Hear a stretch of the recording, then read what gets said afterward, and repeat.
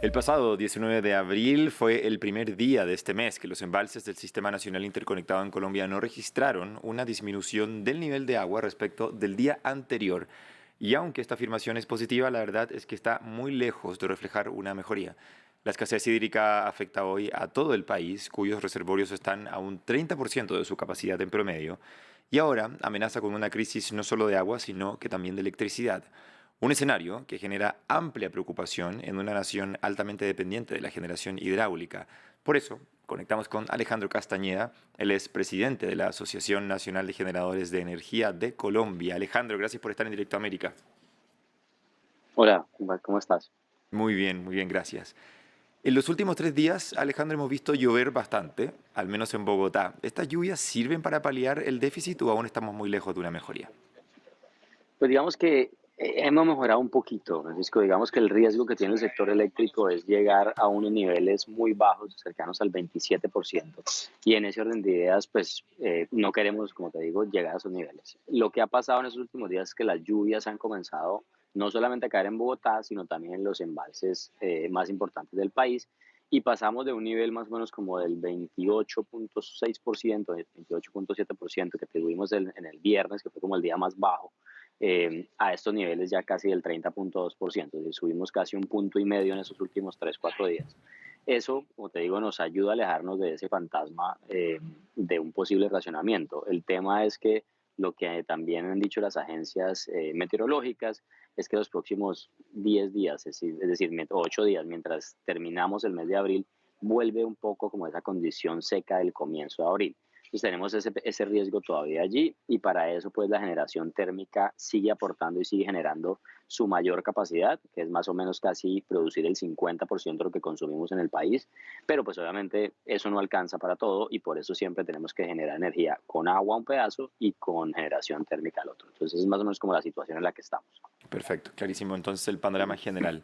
En una entrevista con un medio local, el ex ministro de Minas y Energía, Amílcar Acosta, expresó su preocupación por la situación energética del país y advirtió quizás sobre un posible racionamiento de energía en el futuro. ¿Qué tan real es esta situación, este escenario en un futuro cercano o mediano? Sí, efectivamente es un riesgo alto el que tenemos en este momento y ese riesgo se materializaría si llegamos a ese 27%.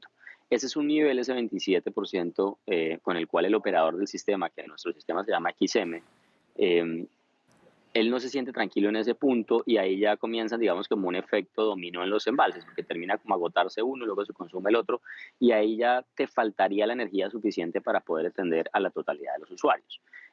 Ahora bien, no es que sea, y no lo vemos así nosotros, que sea como un racionamiento, así como lo que está sucediendo en el sector de agua potable, donde ya se está hablando, por ejemplo, de cortes continuos en el próximo año más o menos, sino que esto sería algo puntual mientras se consolida la temporada de lluvias. Es decir, nosotros todavía tenemos como ese punto crítico del 27, lo que hace es que no te permite que los embalses se vayan mucho por debajo y recuperarlos no sea tan difícil. Obviamente, como te digo, va a implicar una continua generación térmica para poder que el agua que nos llegue la sigamos embalsando de forma constante. Perfecto. ¿Esta situación cómo ha afectado más allá de las fronteras colombianas, teniendo en cuenta que Colombia también exporta energía? Pues mira, la verdad es que sí ha afectado y afectó básicamente a Ecuador. Nosotros tenemos una interconexión con Ecuador que más o menos representa entre un 3 y más o menos un 3 un 4% del total de lo que consumimos en el país. Nosotros le podemos llegar a exportar a Ecuador casi unas 10 gigas, que eso es una cifra importante para el consumo que tienen ellos en el día a día. Entonces, desde finales de marzo, comienzos de abril, Colombia, digamos que ajustó el tema y dijo, mire, yo solamente le podría exportar a ustedes con generación térmica basada en combustibles líquidos, que es mucho más costosa, y desde ahí esa exportación comenzó a disminuir. En este punto estamos exportando casi cero, es decir, estamos llegando casi a niveles de cero con Ecuador, y eso implicó, y obviamente generó mucho más estrés en Ecuador ese no recibo de energía por parte de Colombia y desde hace más o menos unos 10 días, 15 días ya Ecuador está teniendo que racionar ese consumo en su país, lo cual esperamos nosotros que no se dé en Colombia. Alejandro, de generarse un racionamiento energético, ¿de qué manera crees tú que se vería afectada la economía de los hogares, por ejemplo? Pues mira, eso depende mucho ya de cómo se aplique, es decir, de a quién, de en qué regiones, en qué sectores, a qué tipo de usuarios son los que vas a comenzar a, digamos que a cortar o a racionar. Por ponerte un ejemplo, en el año 2015, 2016, cuando estábamos terminando el fenómeno del Niño, también tuvimos una situación compleja en Colombia porque el embalse más grande no podía utilizarse por un daño que tuvo la central. Entonces, eso hizo que tuviéramos que hacer todo el mayor esfuerzo para no llegar allí. Cuando el operador del sistema determinó que tenía que disminuirse forzadamente, es decir, a través de cortes, dijo, mire, yo necesito cortar más o menos entre un 4 y un 5%, que es algo parecido a lo que se está hablando en este momento en Colombia. Y normalmente eso se daría o se da es en el momento en que más consume la gente, entre las 6 de la tarde y las 9 de la noche.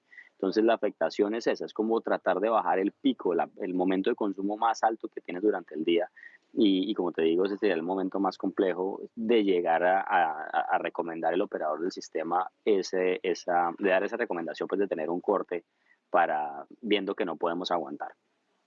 Y en caso de que, porque me gustaría seguir concentrado en el racionamiento energético, en caso de que este racionamiento hídrico continúe y tengamos que derivar en un racionamiento energético, ¿Colombia tiene suficiente capacidad quizás de generación térmica en lugar de energía hídrica?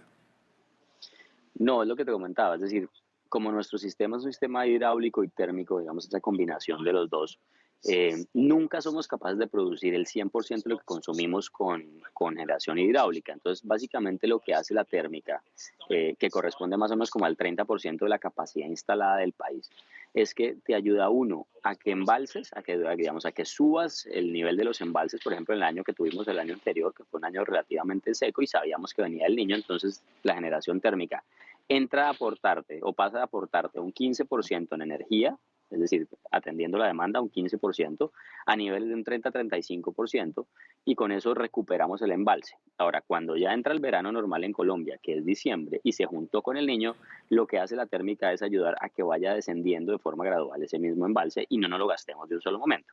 Lo que pasa es que tiene que ser uno muy cuidadoso en cuándo comienza a llover y cómo comienza a llover, porque como te digo, con térmica solamente no alcanzamos a cubrir el 100%, máximo cubriríamos un 55-56% de darse toda la producción térmica completa en el país. Entonces siempre tiene que haber esa combinación y por eso lo que estamos esperando ahora es que comiencen las lluvias, que se consoliden las lluvias y con esto pasar, digamos, el fenómeno del niño.